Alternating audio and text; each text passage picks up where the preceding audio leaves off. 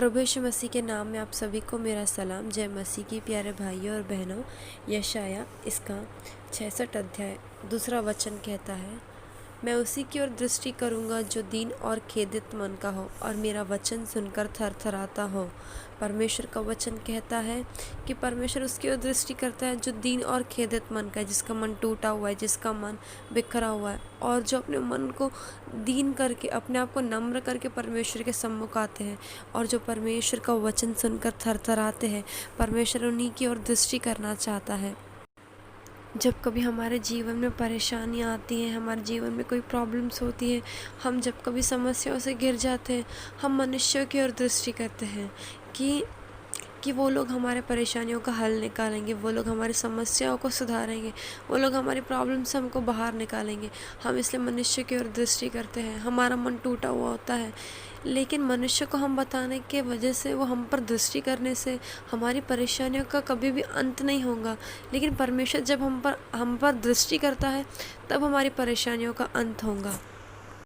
परमेश्वर की एक दृष्टि हमारे जीवन को बदल सकती है, दुख से सुख में बदल सकती है, परेशानी से हमको शांत में बदल सकती है परमेश्वर की एक दृष्टि। लेकिन परमेश्वर कैसे लोगों पर दृष्टि करता है? जो परमेश्वर के आगे विनम्र होते हैं, जो परमेश्वर के आगे दीन होते हैं, जो परमेश्वर के वचन को सुनते हैं, परमेश्वर के वचन का अनुग्रह पालन करते हैं। परमेश्वर उनकी ओर दृष्टि करता है। जब हम टूटे हुए होते हैं, हम सोचते हैं कि कोई हम पर दृष्टि नहीं कर रहा, कोई हमारे परेशानियों का हल नहीं निकाल सकता, हम सोचते हैं। लेकिन जब हम टूटे हुए होते हैं, परमेश्वर कहता है, मेरे पास आओ, मैं तुमको फिर से नया करूँगा। जब कोई वस्तु पहले से बनी होती है, उसको कोई नहीं बना सकता, लेकिन जब कोई वस्तु टूटी हुई होती है, तब उससे हम कुछ बना सकते हैं। ऐसे टूटी हुई वस्तु से अगर मनुष्य कुछ बनाए तो भी कोई अच्छी चीज़ नहीं बना सकेगा। लेकिन जब हम टूटे हुए होकर परमेश्वर के हाथ में जाएंगे, तब परमेश्वर हमारे द्वारा एक अच्छी सुंदर वस्तु को तैयार कर सकता है। हम अपने मन को जब परमेश्वर के हाथों में देते हैं, तब परमेश्वर हमारे जीवन को फिर से नया करता है।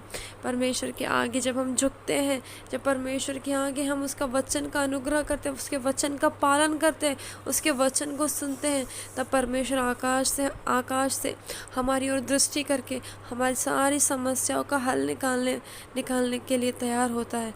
हमें परमेश्वर की ओर हमारे सारे परेशानियों को, हमारे सारे दुखों को रखना है, क्योंकि हम सोचते हैं कि इसका हल नहीं है, इसका कोई सल्यूशन नहीं है, लेकिन परमेश्वर के पास हर एक चीज़ का हल है। हम जब परमेश्वर का वचन सुनते हैं, तब वो हमारे जीवन में महान कार्य करने के लिए तैयार हो जाता है। जब हम परमेश्वर के आगे विनम्र मन से जाते हैं, तब परमेश्वर हमारी ओर दृष्टि करता है। किसी भी बनी हुई वस्तु को फिर से कोई नहीं बना सकता, लेकिन टूटी हुई वस्तु को फिर से कोई बना सकता है। जब हम हमारे टूटे हुए हृदय को, हमारे टूटे हुए मन को परमेश्वर के सम्मुख रखते हैं, तो परमेश्वर हमारी ओर दृष्टि करता है।